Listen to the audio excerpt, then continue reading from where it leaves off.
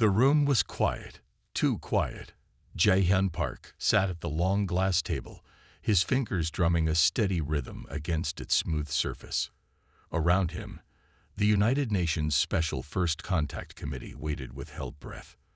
The holographic display flickered, showing the massive alien ship floating just outside Earth's orbit. It had been 3 days since the Krultheri ship first appeared. No warning, no previous communication.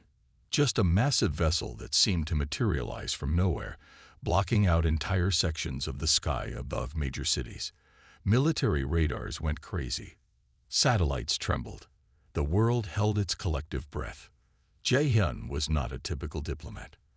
At 35, he had spent most of his career in military strategy, with a reputation for thinking faster and more creatively than anyone else in the room.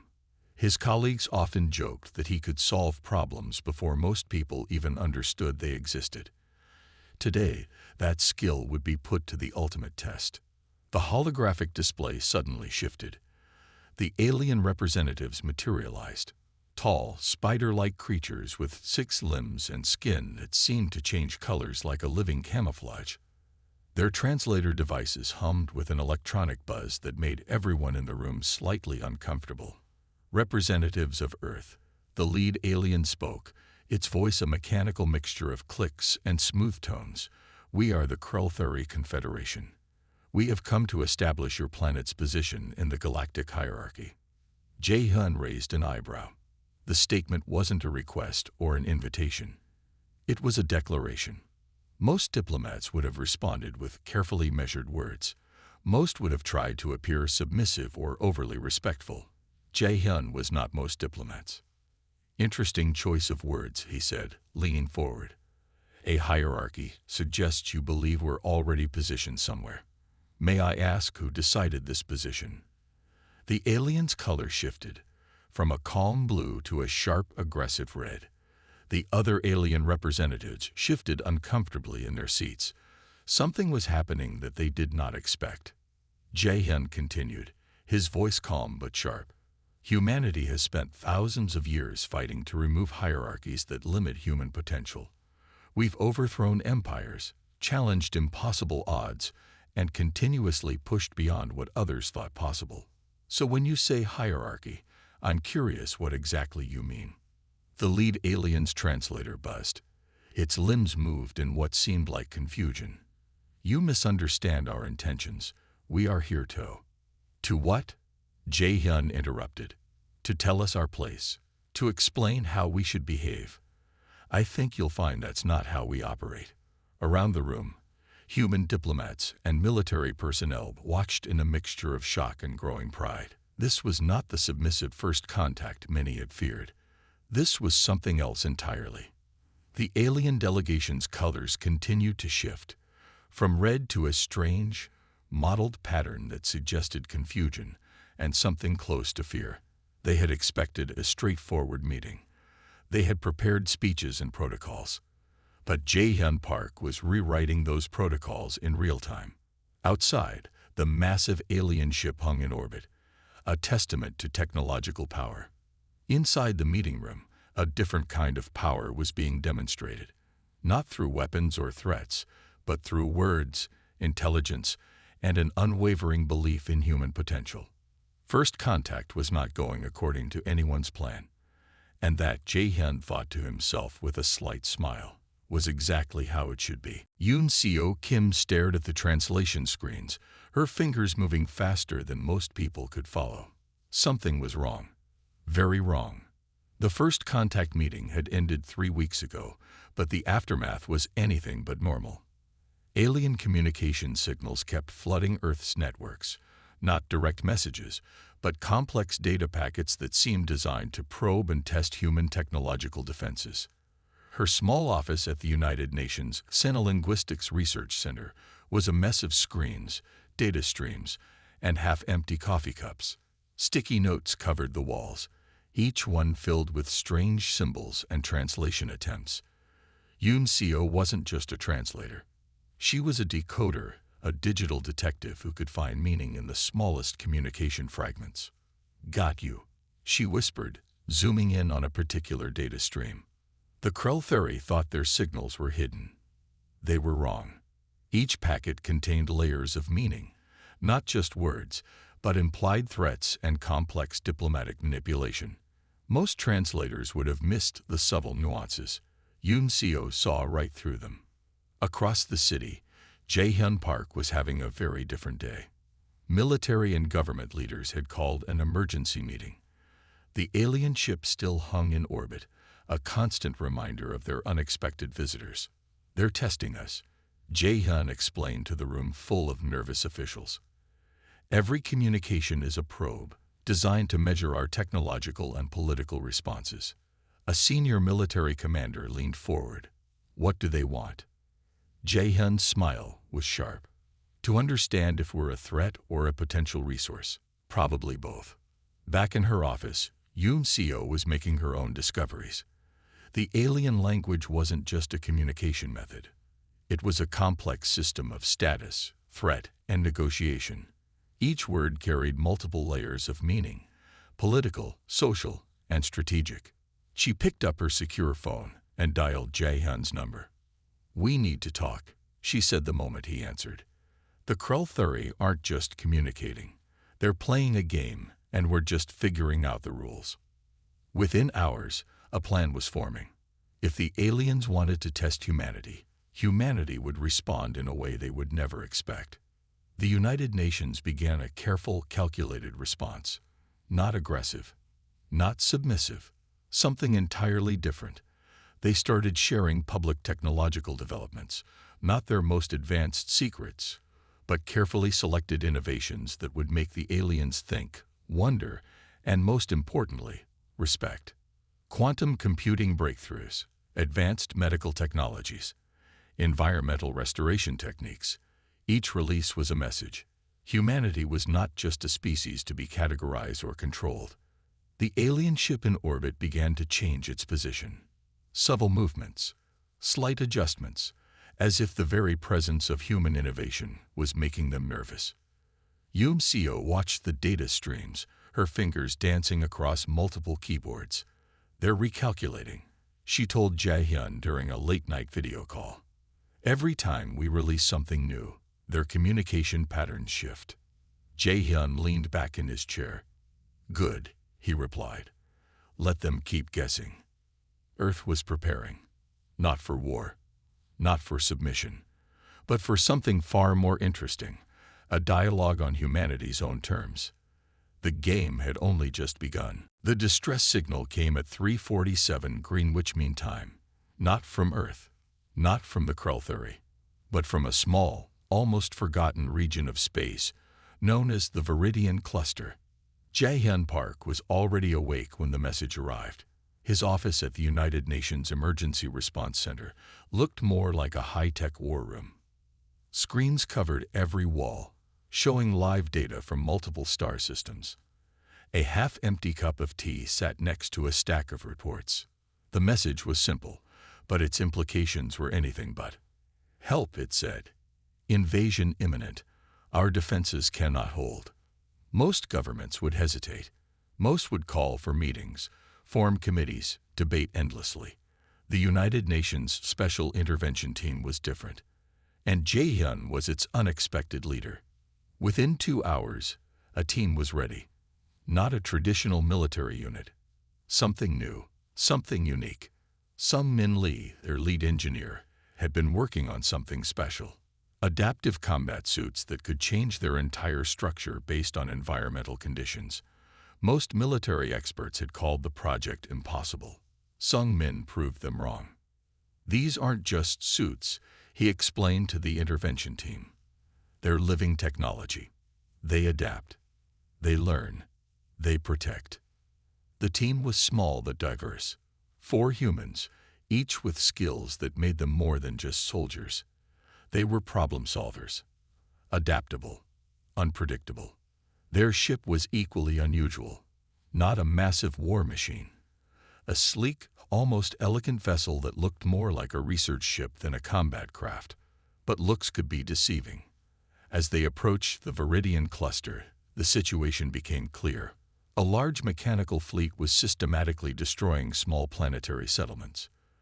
The Viridians were a peaceful species, more focused on art and science than warfare. They were being wiped out. "We're not going to war," Jae-hyun told his team. "We're going to solve a problem." The first attack came quickly. Massive robotic ships turned their weapons toward the human vessel. Standard procedure would be to return fire. The Solar Warlord team did something else entirely. Sung Min's adaptive suits proved their worth immediately. As energy weapons fired, the suit's outer layers transformed, not just blocking the attack, but absorbing and redirecting its energy. The team moved like liquid metal, changing shape, redirecting threats. But they weren't just defending. They were communicating. Yoon Seo, their communication specialist, was sending out complex signal patterns. Not just messages, puzzles, challenges, ways of thinking that the attacking machines had never encountered. The robotic fleet hesitated, then stopped. Jae-hyun realized something important. These weren't simple machines.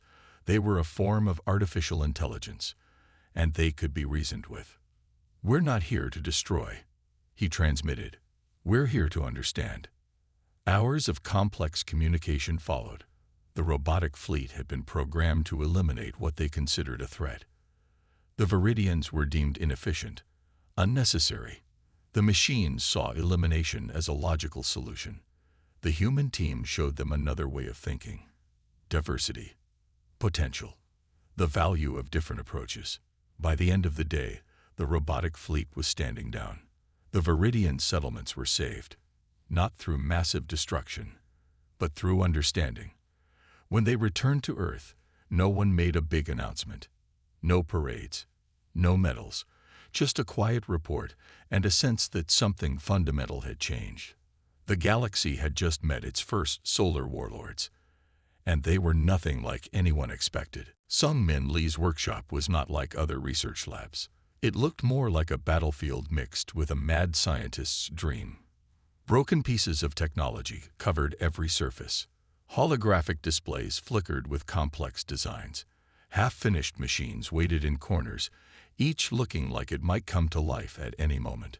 The Viridian intervention had changed everything. The team had learned something important. Technology was more than just a tool. It was a language, a way of solving problems that went beyond simple fighting. "We're not building weapons," Sung Min told his small team of engineers. "We're building solutions." Their latest project was something nobody thought was possible. An exoskeleton that could adapt to any environment.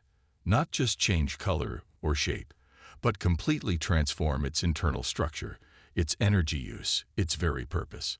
Most military experts had laughed when Sung Min first proposed the idea. Adaptive technology wasn't new.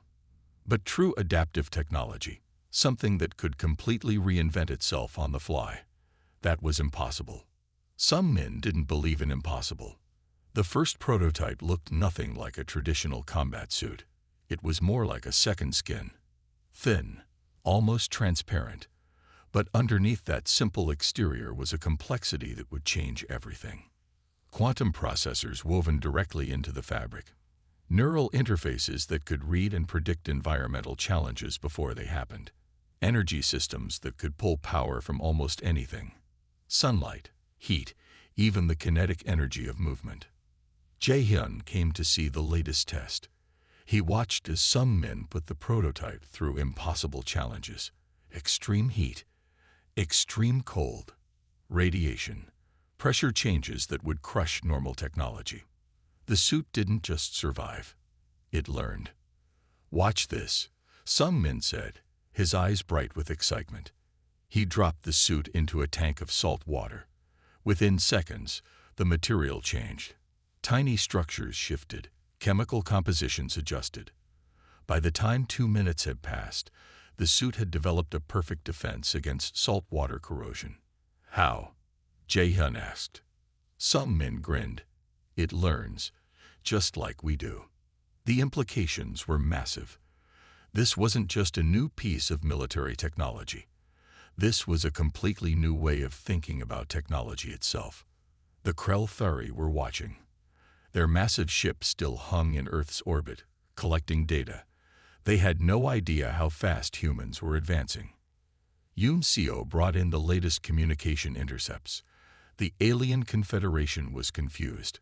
Their reports described human technological growth as unpredictable and potentially dangerous. They don't understand us, she told Jae-hyun. They see technology as a fixed thing. We see it as something alive, something that grows and changes. The first batch of adaptive suits would be ready in weeks.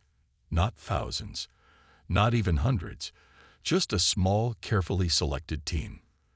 The Solar Warlords were about to become something more than just a response team. They were becoming pioneers. Outside the lab, the alien ship in orbit shifted slightly, as if it could sense something was changing. Something big was coming. Some men looked at his latest creation and smiled. The future was not about building better weapons. It was about building better solutions. And humanity was just getting started. The United Nations meeting room was tense. Quiet. Too quiet. Hyun-Ki Park stood at the center, her presentation displayed on massive screens behind her. She was different from her brother Jae-hyun, where he was direct and sharp. She was calculated and smooth. A diplomat who could turn words into weapons. "We have a problem," she began, her voice calm and clear. The problem was simple but massive. Earth was becoming too interesting, too dangerous, too unpredictable. Other planetary governments were getting nervous. The Krell Confederation had been sending diplomatic messages that were less like conversations and more like carefully disguised threats. They wanted Earth to slow down, to be more predictable. Hyun-Ki had other plans. Her presentation showed a complex web of technological and diplomatic connections.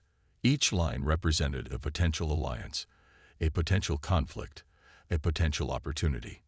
Most diplomats would have been confused. She made it look like a beautiful, complicated dance. "They want us to be scared," she explained. "But we're going to do something else entirely." The alien communications had been increasing, not just from the Krell. Other galactic powers were watching, some with fear, some with curiosity, some with a mix of both. Sung Min's adaptive technology had leaked, not through any official channel, but through the complex network of scientific and military communications. Rumors spread faster than official reports. And these rumors were making everyone nervous. A senior diplomat raised his hand. "We can't keep antagonizing potential allies," he said. Hyun-Ki's smile was sharp. "We're not antagonizing. We're establishing our position." Her strategy was complex. Every time the Krell sent a diplomatic message trying to limit human potential, she would respond with something unexpected. A new scientific breakthrough. A diplomatic connection with a previously ignored species. A technological demonstration that showed human creativity. "They expect us to be linear," she told her team later. "We're going to be anything but." Behind the scenes, more was happening. Unofficial had discovered something interesting in the alien communication patterns. The Krell weren't just sending messages. They were testing, probing, looking for weaknesses. But humans didn't have traditional weaknesses. They had something else: adaptability. The alien ship in Earth's orbit continued to watch, its massive form a constant reminder of the delicate political balance. But something was changing. The ship's movements were becoming less confident, less sure. Hyun-Ki knew this was just the beginning. "We're not trying to start a war," she explained in a private briefing. "We're trying to create a new way of thinking about galactic relationships." Her team understood. This wasn't about fighting. This was about changing the entire game. As the day ended, diplomatic messages continued to fly. Complex signals, hidden meanings, subtle threats, and not-so-subtle demonstrations of potential. The galaxy was watching Earth, and Earth was ready to show them something completely unexpected. Hyun-Ki looked at the final draft of her next diplomatic response and smiled. They thought they knew how humans would act. They were wrong. The star map looked like a nightmare. Burning red lines crisscrossed the holographic display, each representing a different conflict zone in the Orion Arm. Jae-hyun Park studied the image, his fingers tracing the complex web of tensions. 3 alien civilizations were on the brink of total war. The Krell, the Siren Collective, the Quantum Remnant. Millions of lives hung in a delicate balance. "We're not going to be invited," Yoon-seo said, standing beside him. It wasn't a question. It was a statement. She was right. No one would ask humans to mediate. Humans were still the new players. The unknown factor. The species everyone was watching, but nobody truly understood. But Jae-hyun had a plan. The Soldier Warlord team prepared differently this time. No weapons, no traditional military gear. Just information, communication tools, and some Min's latest adaptive technology. Their ship looked nothing like a war vessel. It was small, almost fragile, designed to look harmless, but looks could be very deceiving. As they approached the conflict zone, communication channels erupted. Warnings, threats, complex signal patterns that would have confused any other species. Yoon-seo's fingers moved like lightning across communication panels. She wasn't just translating. She was understanding, decoding the deeper meanings behind each message. "They're not just fighting," she told Jae-hyun. "They're protecting something. Something important." The conflict had started over a small star system, rich in rare minerals, strategically important. But the real story was deeper, much deeper. Jae-hyun's approach was simple. They would not take sides. They would solve the problem. Their first move surprised everyone. Instead of sending military signals, they sent something else. Information, historical data, comparative analysis of resource distribution. The alien communication channels went silent. "What are they doing?" a Krell communication officer asked, watching the human ship. "They're talking," another replied. "But not like we talk." Some Min's adaptive suits were doing something unique. They were collecting environmental data. Not just scanning, but understanding. Creating a complete picture of the conflict zone that went beyond simple military intelligence. Hours passed. The 3 civilizations prepared for war. Massive fleets gathered, weapons charged. Destruction seemed inevitable. And then something unexpected happened. The human ship sent a complete analysis. Not a threat, not a warning. Just pure, unbiased information. A way of looking at the conflict that no one had considered before. The mineral-rich star system wasn't just a resource. It was a potential turning point for all 3 civilizations, but not through war. Through cooperation. Jae-hyun's voice came through communication channels. Calm, clear, simple. "We're here to help you see another way," he said. The fleets hesitated. Yoon-seo continued translating, her work revealing layers of misunderstanding that had built up over generations. Cultural nuances, historical misinterpretations, complex details that had pushed these civilizations toward war. Some Min's technology provided a neutral ground, a way of looking at the conflict that was neither threatening nor weak. As the day progressed, something remarkable happened. The war preparations began to slow, then stop. The human ship hadn't fired a single weapon, hadn't threatened anyone. They had simply shown a different way of thinking. The Orion Arm held its breath. The Solar Warlords had just changed everything. Yoon-seo Kim sat in her research center, surrounded by more screens than anyone thought possible. Each display showed a different alien communication pattern, a complex web of signals and meanings that most people would consider impossible to understand. But she was not most people. The Orion Arm conflict resolution had changed everything. Alien civilizations were looking at humans differently now. Not as a new species to be controlled, but as something unexpected, something interesting. Her latest discovery was both exciting and strange. Alien cultures were not just different. They were fundamentally more complex than anyone had imagined. Take the Krell, for example. Most believed they were a purely military civilization. Aggressive, simple, But Unofficial had discovered something else entirely.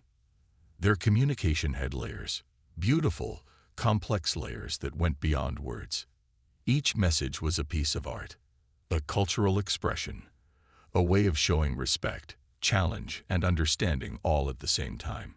"They're not speaking," she told Jae-hyun during their daily briefing. "They're performing a dance of meaning." Sung Min's adaptive technology was helping. The suits they had developed could now do more than just protect or change shape. They could understand cultural nuances, read between the lines of communication. The United Nations was changing too. No longer just a political organization, it was becoming something else, a bridge between different ways of thinking. Hyun-ki's diplomatic reports were legendary now. She could take the most complex alien communication and break it down into something humans could understand, not by simplifying, but by showing the beautiful complexity. "Humans are unique," she would say in her presentations. "We don't just translate, we understand." The alien ship still hung in Earth's orbit, but its movements were different now. Less threatening, more curious. Jae-hyun realized something important. This wasn't about military power anymore. This was about something much bigger. A new way of thinking about civilization itself. Sung Min's latest research was pushing boundaries. The adaptive suits could now read emotional states, not just from humans, from any species. Imagine understanding someone's feelings without speaking their language, without even having the same kind of body. "We're learning to communicate," Sung Min explained, "not just with words, but with understanding." The scientific community was exploding with new ideas. Every day brought a new breakthrough, a new way of looking at communication, at technology, at the very idea of what it meant to be intelligent. Alien species were sending more messages now. Not threats, not demands, but questions. Genuine curiosity about this strange species called humans. Unofficial found a pattern in the communications that made her laugh. The aliens were trying to understand human creativity, something that didn't fit into their logical systems. Humans could make art, tell jokes, solve problems in ways that seemed completely random. "Randomness is not weakness," she wrote in her report. "It's our greatest strength." The solar warlords were becoming something more than a team. They were becoming ambassadors, not of Earth, but of a new way of thinking. As the day ended, another message came through. From the Krell. Complex, beautiful, challenging. Unofficial smiled. The conversation was just beginning. Sung Min Lee didn't miss anything. His fingers flew across holographic displays, tracing the signal's origin. Something was moving at the edge of known space. Something big. Something that didn't follow any known rules of physics or technology. "This is not normal," he told Jae-hyun, pointing at the complex data streams. The threat was unlike anything anyone had seen before. Not a typical invasion. Not a military attack. Something more fundamental. A kind of cosmic disruption that could erase entire star systems. Jae-hyun gathered the team. The solar warlords were about to face their biggest challenge yet. Unofficial was already analyzing communication patterns. The alien civilizations they had previously worked with were scared. Really scared. The Krell, the Siren Collective, the Quantum Remnant. All of them were sending desperate signals. "It's consuming space," she translated, her voice calm but serious. "Eating entire star systems like they're nothing."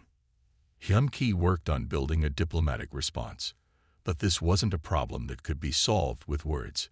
This was about survival. Sung Min's adaptive technology would be their only hope. The threat moved like a wave of pure destruction. It didn't just destroy planets. It erased them, completely. No trace left behind. Entire civilizations would simply disappear. "We need a solution," Jae-hyun said. "Not a weapon. A solution." The team worked differently this time, not as individuals, but as a single unit. Sung Min's adaptive technology, Unofficial's communication skills, Hyunki's diplomatic strategy, Jae-hyun's leadership. They discovered something interesting. The cosmic threat wasn't just destroying. It was searching for something. It's like a massive computer, Sung-min explained, looking for something specific. Their plan was crazy, completely impossible, which meant it might just work. Instead of fighting the threat, they would communicate with it, understand it, give it what it was looking for. Sung-min developed a special adaptive technology, not a weapon, not a shield, something in between. A communication device that could transform itself to match any signal, any frequency. Yoon Seo worked on the language.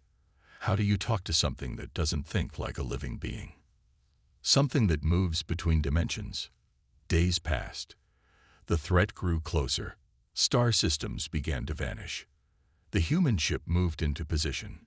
Small, seemingly insignificant, but packed with the most advanced technology ever created.